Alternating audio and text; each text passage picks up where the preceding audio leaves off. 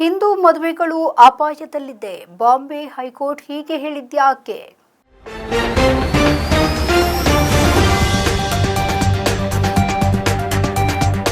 ವ್ಯಕ್ತಿ ಮತ್ತು ಆತನ ಕುಟುಂಬ ಸದಸ್ಯರ ವಿರುದ್ಧದ ವರದಕ್ಷಿಣೆ ಕಿರುಕುಳ ಪ್ರಕರಣವನ್ನು ಬಾಂಬೆ ಹೈಕೋರ್ಟ್ ರದ್ದುಗೊಳಿಸಿದ್ದು, ಹಿಂದೂಗಳು ಪವಿತ್ರವೆಂದು ಪರಿಗಣಿಸುವ ವಿವಾಹಗಳು ಈಗ ದಂಪತಿಯ ನಡುವಿನ ಕ್ಷುಲ್ಲಕ ಸಮಸ್ಯೆಗಳಿಂದ ಅಪಾಯದಲ್ಲಿದೆ ಅಂತ ಹೇಳಿದೆ. ನ್ಯಾಯಮೂರ್ತಿ ನಿತಿನ್ ಸಾಂಬ್ರೆ ಹಾಗೆ ನ್ಯಾಯಮೂರ್ತಿ ನೆರ್ಲಿಕರ್ ಅವರ ನಾಗ್ಪುರ ಪೀಠವು ಜುಲೈ 8ರಂದು ನೀಡಿದ ಆದೇಶದಲ್ಲಿ ವೈವಾಹಿಕ ವಿವಾದಗಳಲ್ಲಿ ದಂಪತಿಯನ್ನ ಮತ್ತೆ ಒಂದುಗೂಡಿಸಲು ಸಾಧ್ಯವಾಗದಿದ್ದರೆ ಮದುವೆಯನ್ನ ತಕ್ಷಣವೇ ಕೊನೆಗೊಳಿಸಬೇಕು ಅಂತ ಹೇಳಿದೆ. ಹಾಗಾದರೆ ಏನಿದು ಪ್ರಕರಣ?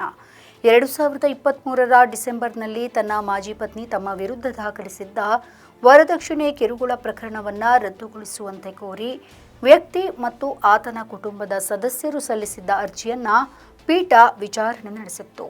ಇಬ್ಬರು ತಮ್ಮ ವಿವಾದವನ್ನು ಇತ್ಯರ್ಥಪಡಿಸಿಕೊಂಡಿದ್ದು, ಪರಸ್ಪರ ಒಪ್ಪಿಗೆಯಿಂದ ವಿಚ್ಛೇದನವನ್ನು ಪಡೆದಿದ್ದೇವೆ ಅಂತ ನ್ಯಾಯಾಲಯಕ್ಕೆ ತಿಳಿಸಿದ್ದಾರೆ.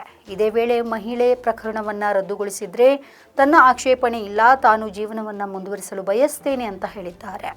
ಪ್ರಕರಣವನ್ನು ರದ್ದುಗೊಳಿಸಿದ ಬಾಂಬೆ ಹೈಕೋರ್ಟ್ ಐಪಿಸಿಸಿ ಸೆಕ್ಷನ್ ಮತ್ತು ವರದಕ್ಷಿಣೆ ನಿಷೇಧ ಕಾಯ್ದೆಯ ನಿಬಂಧನೆಗಳು ರಾಜಿ ಮಾಡಿಕೊಳ್ಳಲಾಗದಿದ್ರೂ ಕೂಡ ನ್ಯಾಯವನ್ನು ಭದ್ರಪಡಿಸಿಕೊಳ್ಳಲು ನ್ಯಾಯಾಲಯಗಳು ಇನ್ನೂ ವಿಚಾರಣೆಯನ್ನ ರದ್ದುಗೊಳಿಸಬಹುದು ಅಂತ ಹೇಳಿದೆ.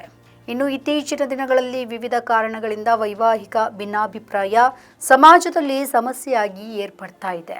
ಮದುವೆಗಳು ಕೇವಲ ಸಾಮಾಜಿಕ ಒಪ್ಪಂದ ಅಲ್ಲ, ಬದಲಾಗಿ ಎರಡು ಆತ್ಮಗಳನ್ನು ಒಟ್ಟಿಗೆ ಬಂಧಿಸುವ ಆಧ್ಯಾತ್ಮಿಕ ಒಕ್ಕೂಟವಾಗಿದೆ ಅಂತ ಹೈಕೋರ್ಟ್ ಹೇಳಿದೆ.